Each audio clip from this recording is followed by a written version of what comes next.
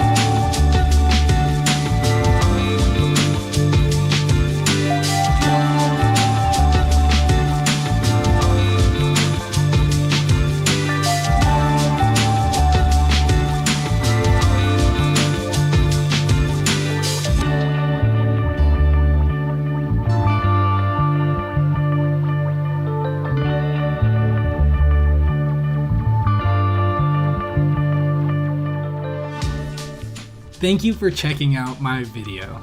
I plan to bring many more speedy builds and participate in community events next year.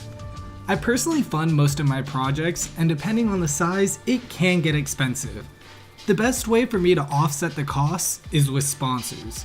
Sponsors rely on community engagement, likes, followers, and subscribers to deem if I'm worthy of the sponsorship. Dropping a like and subscribe helps me secure these sponsors so I can continue building regularly and bring more extravagant builds. As always, if you want more frequent content and daily updates, follow my Instagram at Mr. Catnaps. Once again, thank you for checking out my video and have a happy holidays.